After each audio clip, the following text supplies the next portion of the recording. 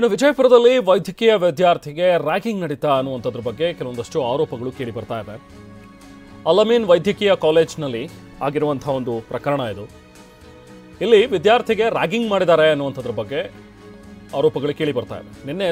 ನಿನ್ನೆ ನಡೆದಿರುವಂಥ ಘಟನೆ ಇವತ್ತು ಪ್ರಕರಣ ಬೆಳಕಿಗೆ ಬಂದಿದೆ. ಮಂಗಳವಾರ ಸಂಜೆ ಕ್ರಿಕೆಟ್ ಆಡುವಂಥ ಒಂದು ಸಂದರ್ಭದಲ್ಲಿ ಒಂದು ಘಟನೆ ನಡೆದಿದೆ. ಅಲ್ಲಿ ಹಮೀಮ್ ಮತ್ತು ಜಮ್ಮು ಕಾಶ್ಮೀರ ಮೂಲದ ವಿದ್ಯಾರ್ಥಿ ಹಮೀಮ್ ಅಂಥೇಳಿ ಈತನ ಹೆಸರು.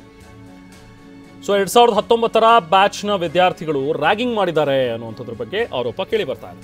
2023ರ ಬ್ಯಾಚ್ನ ಕ್ರಿಕೆಟ್ ಕ್ಯಾಪ್ಟನ್ ಆಗಿರುವಂಥ ಹಮೀಮ್ ಆಟ ಆಡ್ತಾ ಇದ್ರು.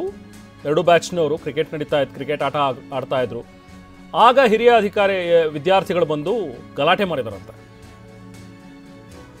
ಸೊ ಇದೇ ಸಿಟ್ಟಿಗೆ ಹಮೀಮ್ ಹಾಸ್ಟೆಲ್ಗೆ ತೆರಳಿ ರ್ಯಾಗಿಂಗ್ ಮಾಡಿದ್ದಾರೆ ಈ ಸೀನಿಯರ್ಸ್ ಅಂತ ಹೇಳಿ ಆರೋಪ ಕೇಳಿ ಬರ್ತಾ ಇದೆ. ಹಾಡು ಹೇಳು, ಡಾನ್ಸ್ ಮಾಡು ಅಂತ ಹೇಳಿ ರ್ಯಾಗಿಂಗ್ ಮಾಡಿದಾರಂತೆ.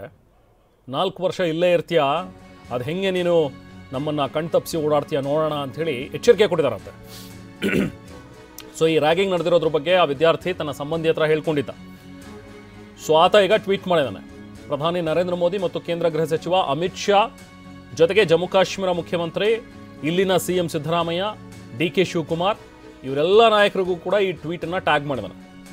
ಈ ಘಟನೆ ಬೆನ್ನಲ್ಲೇ ವೈದ್ಯಕೀಯ ಕಾಲೇಜ್ಗೆ ಪೊಲೀಸರು ಭೇಟಿ ನೀಡಿದ್ದಾರೆ, ಪರಿಶೀಲನೆ ನಡೆಸಿದ್ದಾರೆ. ಹೆಚ್ಚಿನ ಮಾಹಿತಿಯನ್ನು ಕಲೆ ಹಾಕ್ತಾ ಇದ್ದಾರೆ ಗ್ರಾಮೀಣ ಠಾಣೆ ಪೊಲೀಸರು. ಸೊ ನೋಡಿ, ಆ ಟ್ವೀಟ್ ನೋಡ್ತಾ ಇದ್ದೀರಿ. ಅದರಲ್ಲಿ ಸವಿಸ್ತಾರವಾಗಿ ಆ ವಿದ್ಯಾರ್ಥಿಯ ಸಂಬಂಧಿ ಬರೆದಿದ್ದಾರೆ.